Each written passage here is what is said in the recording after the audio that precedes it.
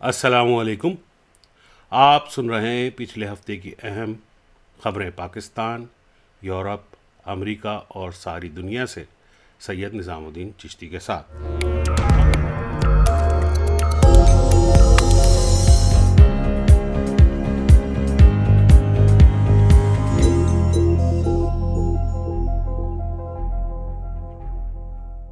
ہم آج کا خبرنامہ دو اہم غمزدہ خبروں کے ساتھ شروع کریں گے۔ نواز اور شہباز شریف کی والدہ محترمہ انتقال کر گئی ہیں۔ مسلم نون کے قائد اور سابق وزیر اعظم پاکستان نواز شریف کی والدہ محترمہ شمیم اختر لندن میں طویل علالت کے بعد انتقال کر گئی ہیں۔ انا للہ و انا الیہ راجعون۔ محترم علامہ خادم حسین رضوی جو پچھلے ہفتے انتقال فرما گئے تھے، ان کی نماز جنازہ ہفتے والے روز اقبال پارک میں ادا کی گئی۔ علامہ خادم حسین رضوی 3 ربیع الاول 1386 ہجری بمطابق 22 جون 1966 کو ضلع اٹک میں حاجی لال خان کے ہاں پیدا ہوئے۔ وزیر اعظم پاکستان عمران خان افغانستان میں قیام امن کے لیے کی جانے والی کوششوں کے سلسلے میں جمعرات کو ایک روزہ دورے پر کابل پہنچے۔ وزیر اعظم عمران خان نے افغانستان صدر اشرف غنی سے 1 to 1 اور وفد کی سطح پر بھی ملاقات کی۔ سپریم کورٹ آف پاکستان کی ہدایت پر تقریباً 20 برس بعد کراچی سرکولر ریلوے کو بحال کر دیا گیا۔ اب سنیے پاکستان کی اہم خبریں۔ نواز شریف اور شہباز شریف کی والدہ محترمہ لندن میں طویل علالت کے بعد انتقال کر گئی ہیں۔ انا للہ و انا الیہ راجعون۔ محترمہ شمیم اختر صاحبہ کی طبیعت گزشتہ 1 ماہ سے خراب تھی، لیکن گزشتہ چند روز سے ان کی طبیعت بہت زیادہ خراب تھی۔ مرحومہ شمیم اختر کی عمر 93 برس تھی۔ مرحومہ 9 مارچ 1927 کو لاہور میں پیدا ہوئی اور شادی میاں شریف سے ہوئی، جس سے ان کے 3 بیٹے مرحوم عباس شریف، نواز شریف اور شہباز شریف ہیں۔ مرحومہ شمیم اختر کے بڑے صاحبزادے نواز شریف اپنے علاج کے لیے اس وقت لندن میں مقیم ہیں، جبکہ ان کے چھوٹے صاحبزادے شہباز شریف اس وقت لاہور کی جیل میں ہیں۔ وزیر اعظم عمران خان صدر مملکت ڈاکٹر آصف علوی، پاکستان پیپلز پارٹی کے چیئرمین بلاول بھٹو زرداری اور دیگر سیاسی و مذہبی شخصیات نے بیگم شمیم اختر کے انتقال پر گہرے دکھ اور افسوس کا اظہار کرتے ہوئے شریف خاندان سے اظہار تعزیت کیا ہے۔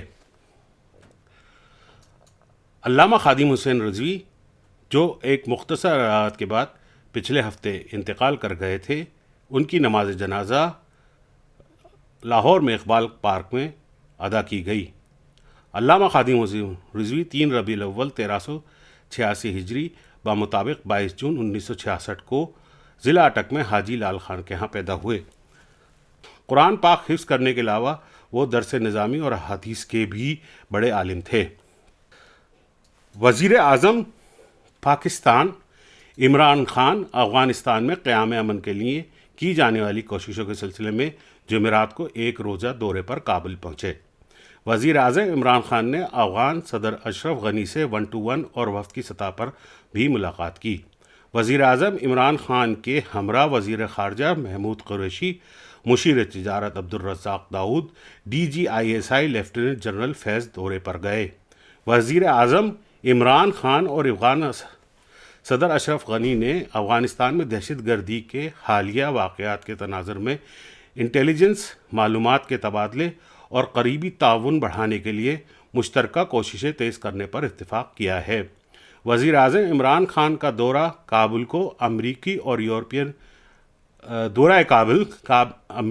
یورپین یونین کی جانب سے خیر مقدم کیا گیا ہے۔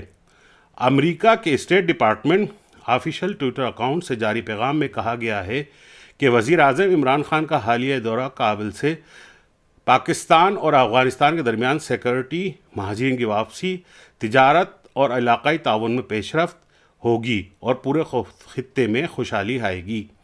یورپی یونین نے وزیر اعظم پاکستان عمران خان کی حالیہ دورہ کابل کو خوشائند قرار دیتے ہوئے کہا کہ افغانستان کے بہت سے مسائل کا حل پاکستان کے تعاون سے ہی نکل سکتا ہے۔ پاکستان اور روس کے درمیان دفاعی تعاون کو مزید فروغ دینے کے غرض سے دونوں ممالک کی بری فوج کے درمیان جاری مشترکہ فوجی مشق دزوبہ 5 اختتام پذیر ہو گئیں۔ مشترکہ فوجی مشقوں کی اختتامی تقریب کو دونوں ممالک کے اعلیٰ فوجی حکام نے بھی دیکھا۔ روسی سفیر اور I G training and evaluation lieutenant general Sher Afghan نے اختتامی تقریب میں شرکت کی۔ پاک فوج کے شعبہ تعلقات عامہ ISPR کے مطابق پاک روس مشترکہ فوجی مشقیں دزوبہ 5 کی اختتامی تقریب کھاریاں کے نزدیک national stadium national counter terrorism centre میں ہوئی۔ ISPR کے مطابق پاکستان اور روس کی خصوصی فورسز نے پیشہ ورانہ محاورات سمیت دہشت گردی کے خلاف آپریشن کا طریقہ کار کا بھی مظاہرہ کیا۔ ISPR کے مطابق 2 ہفتوں میں مشتمل دزوبہ 5 مشق تربیلا اور NCTCP میں کی گئی اور مشق کے دوران دونوں افواج کی ٹیموں نے انسداد دہشت گردی کے شعبے میں تجربے کا تبادلہ کیا۔ سپریم کورٹ آف پاکستان کی ہدایت پر تقریباً 20 برس بعد کراچی سرکلر ریلوے کو بحال کر دیا گیا ہے۔ وفاقی وزیر پاکستان شیخ رشید احمد نے سٹی اسٹیشن کراچی میں کراچی سرکلر ریلوے کا افتتاح کیا۔ افتتاحی تقریب سے خطاب کرتے ہوئے وزیر ریلوے شیخ رشید احمد نے کہا کہ KCR کو چلانے کا سارا سہرا وزیر اعظم عمران خان کی حکومت کو جاتا ہے۔ شیخ رشید نے بتایا کہ KCR کے لیے 1.8 بلین روپے رکھے گئے ہیں اور اب تک 17 ملین روپے خرچ ہو چکے ہیں۔ انہوں نے مزید کہا کہ KCR کی ایک کوچ 90 لاکھ کی لاگت سے تیار کی گئی ہے۔ انہوں نے اعلان کیا کہ KCR کا کرایہ 30 روپیہ فی روٹ ہوگا اور پہلے مرحلے میں 4 ٹرینیں روزانہ پیری سے سٹی اسٹیشن کراچی تک چلائی جائیں گی۔ انہوں نے مزید کہا کہ اس KCR کے لیے ٹریول پاس صرف 750 روپے میں حاصل کیا جا سکتا ہے۔ انہوں نے کہا کہ KCR کو شہر کے دیگر علاقوں تک توسیع دی جائے گی اور KCR پر ابھی مزید کام جاری ہے۔ وزیر ریلوے نے کہا کہ پاکستان ریلوے کی اراضی پر تجاوزات کو ختم کیا جائے گا اور لینڈ مافیا سے اراضی و گزار کرائی جائے گی۔ یاد رہے کہ KCR کو لوکوموٹیو 2 کے لوکوموٹیوز اور 11 کوچز پہ مشتمل ہے۔ ہر ایک کوچ 100 مسافروں پر بیک وقت سفر کر سکتے ہیں۔ سرکلر ریلوے سٹی اسٹیشن سے صبح 7 اور شام 5 بجے جبکہ پیری اسٹیشن سے بھی صبح 7 بجے اور 4:30 بجے چلے گی۔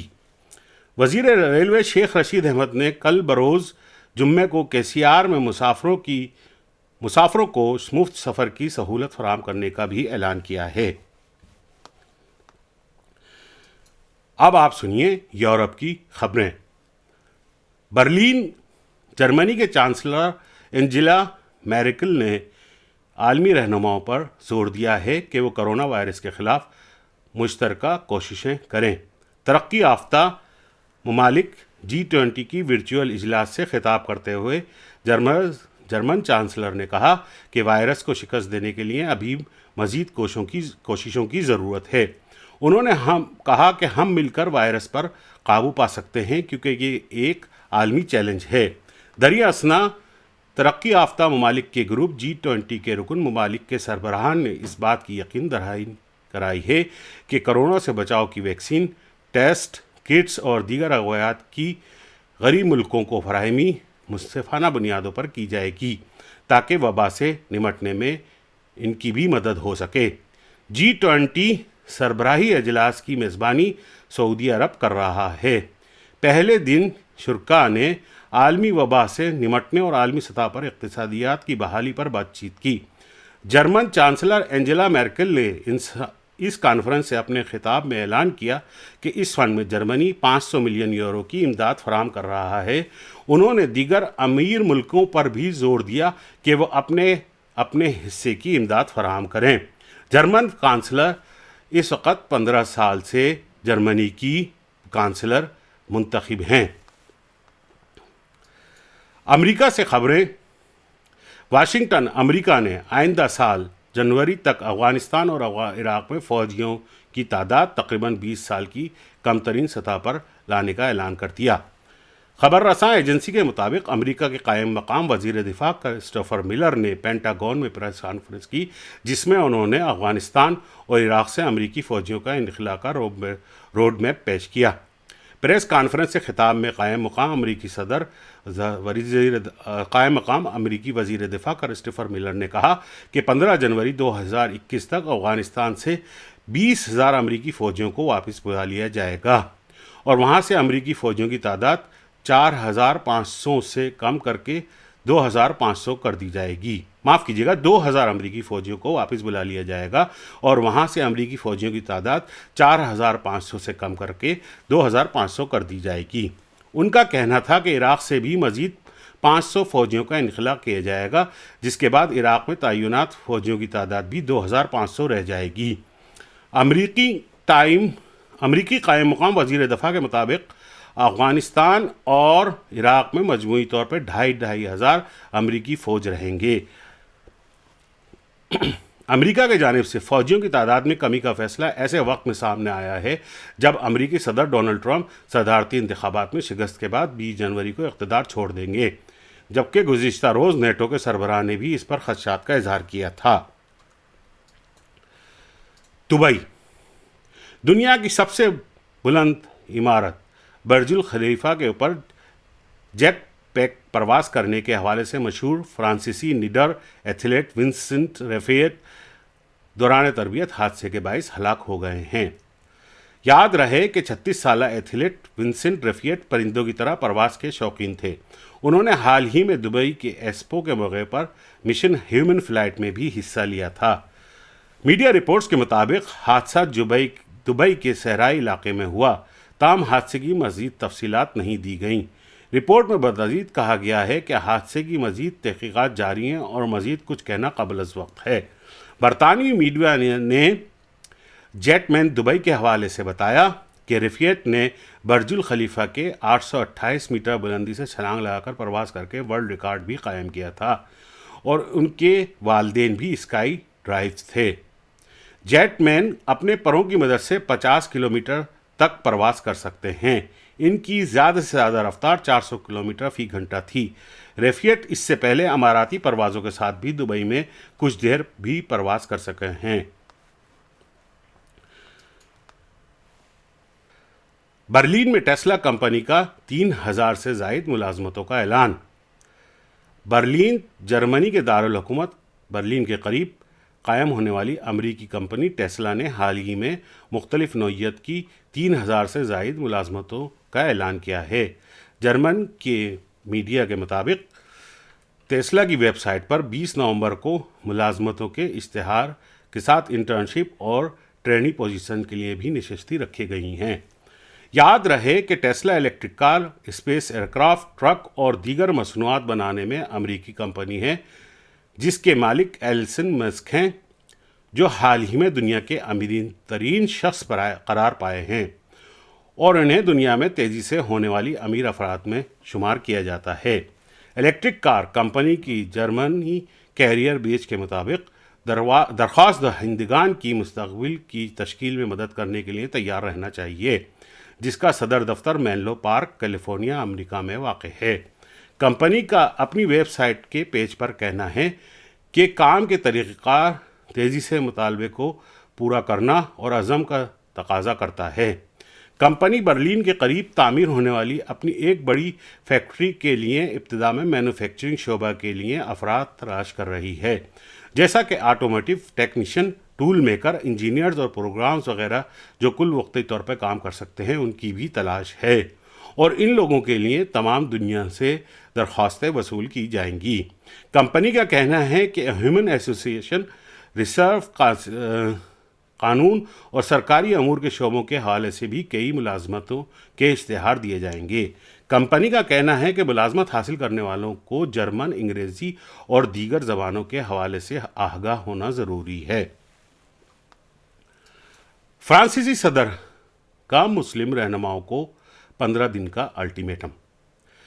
پیرس، فرانسیسی صدر ایمانویل میکرون نے مسلم رہنماؤں کو کہ وہ فرانس میں بڑھتی ہوئی بنیاد پرستی کو روکنے کے لیے میثاق جمہوری اقدار کو قبول کرنے کا الٹیمیٹم دے دیا ہے۔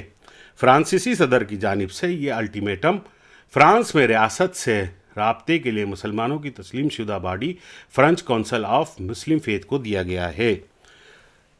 برطانوی میڈیا کے مطابق French council of Muslim faith نے نیشنل کونسل آف امام کی قیام پر رضامندی اظہار کر دی ہے، جس کے تحت مساجد میں اماموں کا تقرر سرکاری طور پر ہوگا اور انہیں کونسل کی جانب سے معزول بھی کیا جا سکے گا۔ فرانسیسی صدر کی جانب سے بنیاد پرستی سے نمٹنے کے اقدامات کرنے کا بھی اعلان کیا گیا ہے۔ فوری اقدامات کے طور پر پارلیمنٹ میں ایک وسیع تناظر کا حامل بل لانے کا فیصلہ بھی کیا گیا ہے تاکہ بنیاد پرستی کو روکا جا سکے۔ فرانسیسی حکومت کی جانب سے فیصلہ کیا گیا ہے کہ فرانس میں گھریلو تعلیم پر پابندی ہوگی اور مذہبی بنیادوں پر کسی سرکاری اہلکار کو دھمکانے پر بھی سخت سزا ہوگی۔ اطالوی یوم ڈیزائن سائنس 2020 کا چوتھا ایڈیشن دنیا بھر سمیت پاکستان میں منعقد ہوا۔ اس دن کا رواں سال کا عنوان مستقبل کی تخلیق، ترقی، جدت، استحکام اور خوبصورتی رکھا گیا۔ اس حوالے سے پاکستان کے معاشی ہب اور سب سے بڑا شہر کراچی کے ہوٹل میں تقریب کا اختتام ہوا، جس میں مہمان خصوصی کراچی میں تعینات اٹلی کے قونصل جنرل ڈینالیو گریپو نیلا تھے۔ مہمان خصوصی نے تقریب سے خطاب کرتے ہوئے کہا کہ انہیں کراچی میں تعینات ہوتے ہوئے ابھی صرف 2 ماہ ہوئے ہیں۔ کراچی میں ان کے پرجوش استقبال ہوا، جس سے اندازہ ہوا کہ یہ شہر بہت پرتیلا اور مہمان نواز ہے۔ انہوں نے کہا کہ یہ شہر تاریخ اور ثقافتی طور پر مالا مال زندگی اور نئے مواقع دینے سے بھرپور ہے۔ قونصل جنرل نے کہا کہ کرونا وبا کے باوجود اس شہر نے کاروبار اور ثقافت کو زندہ رکھا ہے۔ انہوں نے کہا اٹلی اور پاکستان میں ثقافتی اور معاشی طور پر تعلقات کو مزید مضبوط کرنے کی ضرورت ہے۔ انہوں نے کہا اطالوی فن نے کئی برسوں کی محنت کے بعد اپنا ایک مقام بنایا ہے اور ہم دنیا کو اپنے فن سے روشناس کرانا چاہتے ہیں اور اس دن کو منانے کا مقصد بھی یہی ہے۔